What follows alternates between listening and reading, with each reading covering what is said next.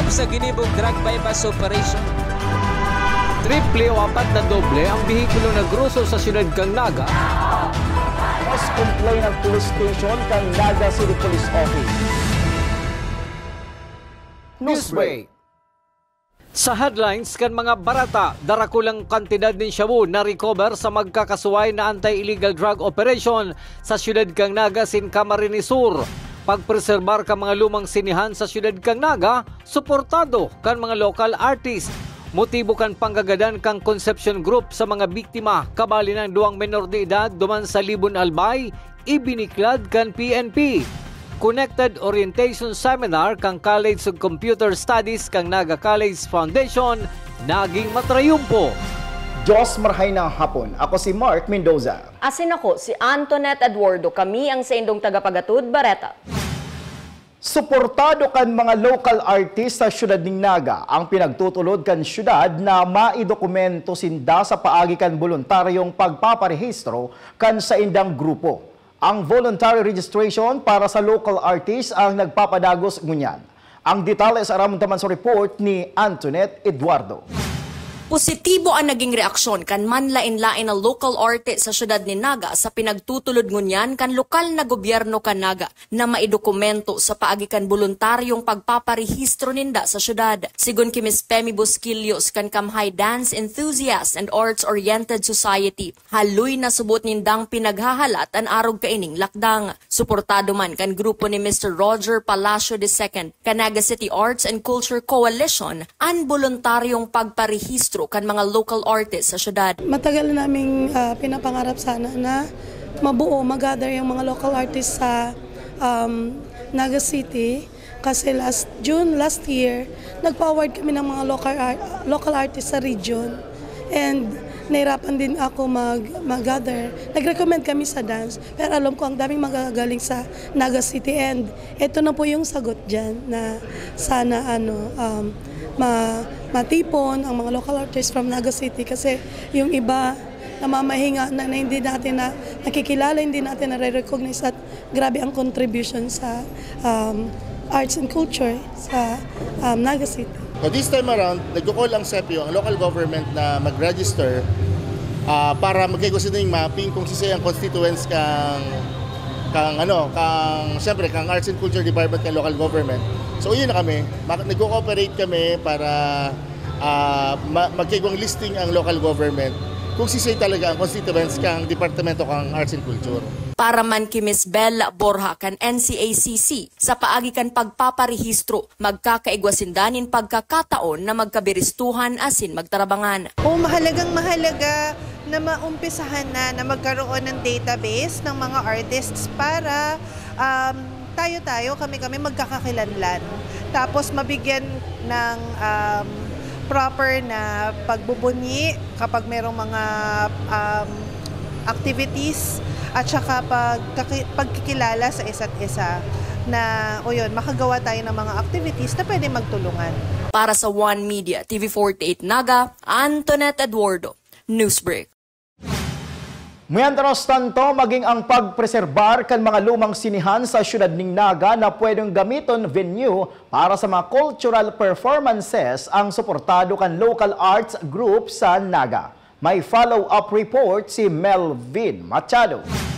Sa privilege speech ni City Councilor Jose Perez Casudma sa sesyon regular kang sangguniang panglusod kang Naga, inumaw kay ni ang pamilya Bichara sa pagtugot subuot na mapreserbar ang sedang lumang sinihan para magamit sa mga cultural and arts activities. Naihapot mi ang bagay na ini sa mga local artist kung ano ang sedang masasabi na gibuhon venue sa mga performances ang lumang sinihan kang Naga bilang cultural heritage kan syudad. It's very good, no? Lalo na kung for theater, kung for theater, sana laparan yung stage. Kasi ako, kung tutuusin talaga, si Emily Theater ang aking ipopush na sana buhayin ng mga Bichara na mabuhay at mabuksan nila. Kasi yun, medyo inayos na yung stage doon eh. Nagkaroon na ako ng mga ilang performances with Emily Theater. We hope that with Bichara and Emily Theater to open, mabuhay natin ang venues for arts and culture.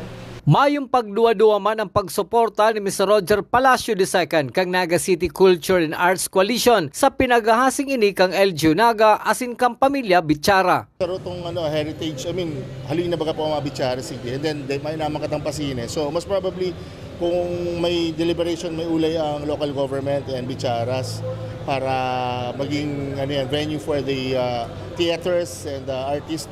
Dakulang tabang po yan sa local arts. Dakulaon po ang industry, dakulaon po ang sektor kang arte at kultura. Ang lokal na gobyerno kang Naga nagkakaigwaman ng cultural mapping ka mga istrukturang suanoy asin may dakulang parte sa istorya kang syudad ni Naga. Para sa One Media, TV48 Naga, Melvin Machado, Newsbreak. Sa iba pang bareta, sa ipinaapod na press conference kasubagong aga kan City Event Promotion and Protocols Office, iniimbitaran ang mga local artists para ibiklad ang sa indang mga aktibidad ngunya na Arts Month na isiselebrar kan lokal na gobyerno kan Naga na may titulong Carao Festival. Kabali sa madadalan sa suway na venue, iyo ang musical na higit sa pag-ibig na pinag-i-sponsoran kan si Club Lingkod Bicol. Padagos sa mga bareta, pinag-turnover na ka National Irrigation Administration sa Mambalite Palangon Farmers Irrigators Association ang Mambalite Palangon Pump Irrigation System na pinagkonstruir sa Barangay Mambalite, Libmanan, Camarines Sur na nagkakantidad 27 million pesos. Ang nasabing pasilidad ang makakapatubig sa 78 hectares asin mabebenepisyaran ang sanggatos na parauma sa nasabing banwaan. Sa iba pang bareta, duwang rockfall event may pagbanaag kan tuktok kan bulkan mayon alagad mayong nairehistrong volcanic earthquakes. Ini ang mga inirecord na obserbasyon kan PVOC sa aktibidad kan bulkan mayon sa bilog na Aldao. May ground deformation man na nanutaran alagad daiman subot ini naghaloy. Sa pagbabalik kang Newsbreak, 1.8 million pesos na shabu na-recover sa anti-illegal drug operation sa Pili, Camarines Sur.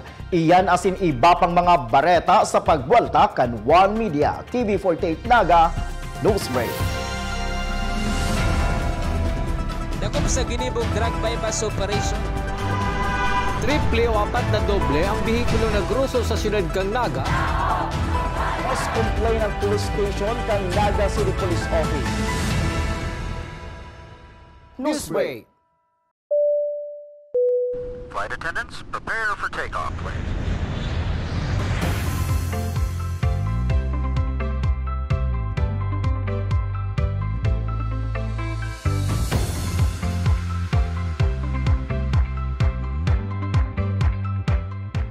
Slip life vest over your head. Take the tape around your waist.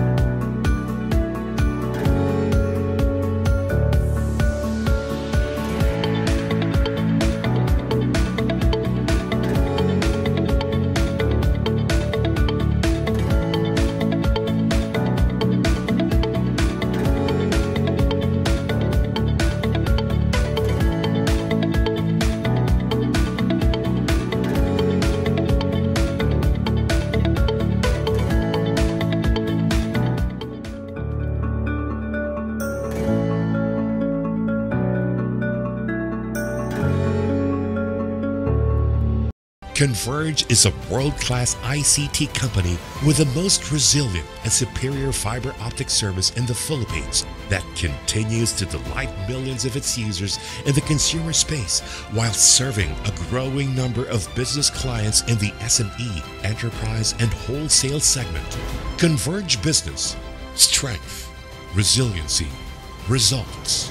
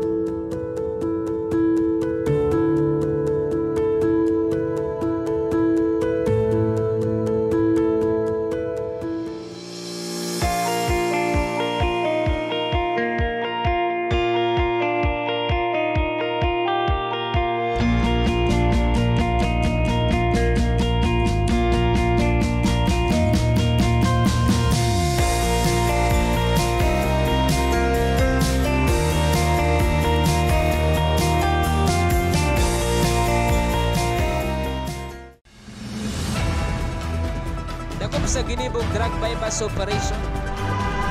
Triple o apat na doble ang bihikulo na gruso sa siyudad kang Naga. Mas complain ng police station kang Naga City Police Office. Newsbreak. Sa pagpapadagos kan mga bareta, napagdudahan na nagtatao subuot nin impormasyon sa mga otoridad ang biktima nin panglilikidar sa banwaan kan Libon Albay kung sa inadiskubre ang bangkay kaibahan ang duwang menor de edad kan nakalihis na Lunes. Ang detalye sa report ni Melvin Machado.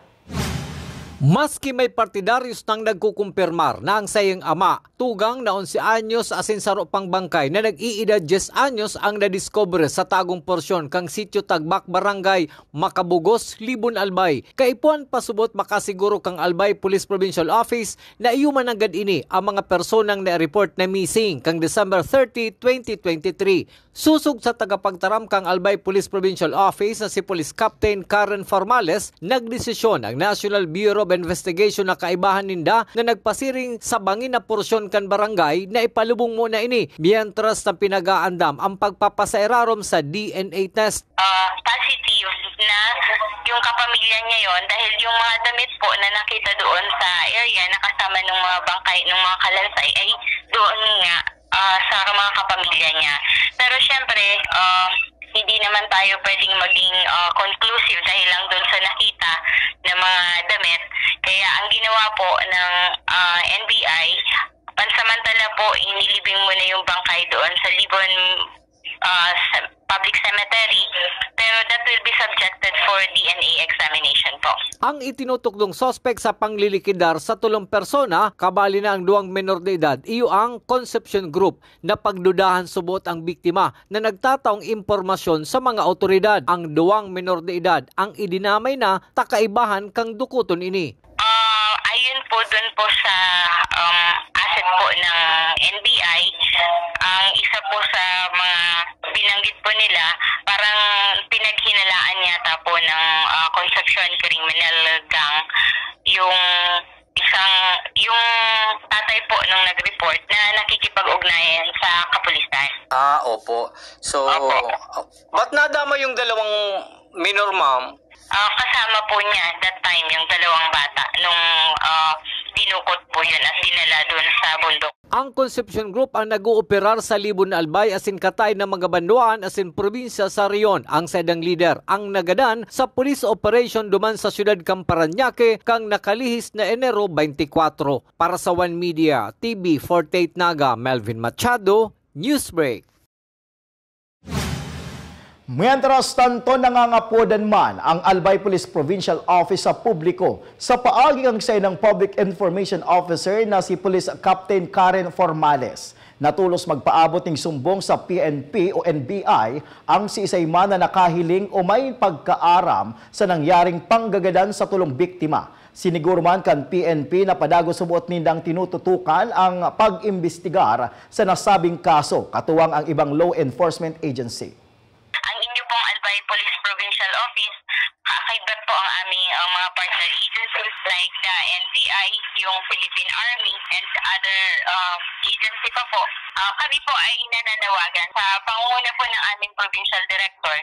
Kami po ay nakikiusap sa kung sino man po na naka-witness po ng pangyayari na yun, na agad po kayong makipag-ugnayan po sa ating mga otoridad, lalo na po sa ating kapulisan at sa NBI, upang sa gayon po ay mas madali po na ma-resolve po ang nangyaring krimen na iyon na talaga naman pong para karumal-dumal, sapagkat maging mga minor de edad po ay idinamay pa po nila. Sa police report, 1.8 million pesos ang kantidad kan 275 grams nin subuot shabu na narecover sa suspect na si Anthony Azada, residente kan Barangay Igualdad, Syudad ni Naga. Alagad, nag-aarkila nin apartment sa Barangay Sagurong Pili, Camarines Sur. Apwera subuot sa shabu, may pinaalang na marijuana pang narecover sa suspect na nagkakantidad 240 pesos. Katuwang Canaga City Intelligence Unit, City Drug Enforcement Unit, and Pili Municipal Drug Enforcement Unit sa ginibong anti-illegal drug buy bust operation na Kasubanggi. Kinokonsiderar man na high-value individual ang nasabing suspect.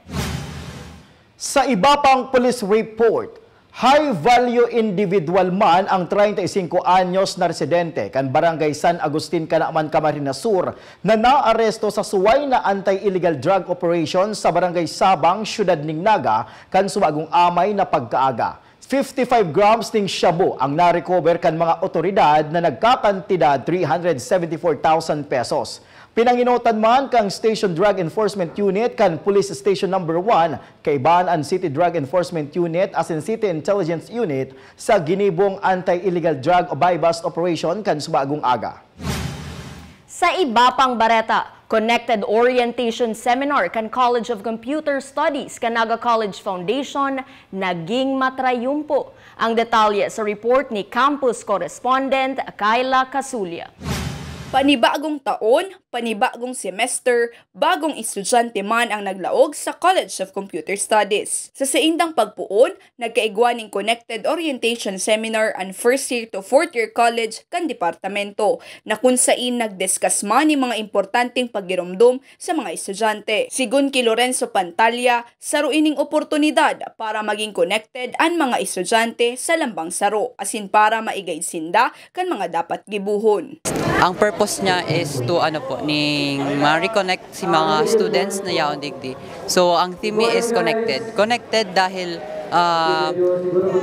narisami na though nasa sorong department kami, there are still students na parang garo na rin left for them to build connection aside from reiterating some informations for them po. Bilang first-year student, maugmaman si Nico Jan San Lorenzo sa sayang eksperyensya sa Connected Orientation Seminar. Very informative and very friendly environment naman. So, parang ang mga teachers, parang pinapakita nila kung paano mag-function ang mga itong school na to and kung anong mga i-expect mo sa course and of course, the rules and regulations dapat sundin. Para sa graduating student na si Ereneo Bonita, importante mananggad na nakaka-attender sinda kan mga araw kaning seminar. In a way, madadala mo sa trabaho yung mga attitude na natutunan mo sa guidance, mga terms and policies. It's good to carry out that attitude in the workplace. Welcome to the second semester of the school year 2023-2024. So, I hope that we'll get through this semester because pirang months na naman lang sana. And then, please attend to any other CCS, CSC activities, especially this coming February, which we will be having a seminar about love, and also for the March, which will be DCCS week, which will be the highlight of our activity. Para sa One Media, TV48 Naga, Kayla Kasulya, Newsbreak. Asin yan ang mga bidang baretang nakalap kan mas pinakusog na puwersa kan One Media TV48 Naga News and Bicol Affairs. Day malingaw na i-follow ang samuyang official Facebook fan page One Media TV48 Naga. Ako po si Mark Mendoza. Padagos kaming mahatod nin mga baretang garantisadong nagingenot as napapanahon. I-hit ang subscribe button sa samuyang official YouTube channel One Media TV48 Naga, tanganing updated kita sa mga bareta asin istoryang bida. An Bicolano. Ako si Antoinette Eduardo asin ini an One Media TV48 Naga Newsbreak. Dakop sa ginibog drug bypass operation. Triple o 4 na doble ang bihikulo na gruso sa siyudad kang Naga. Mas complain ng police station kang Naga City Police Office. Newsbreak.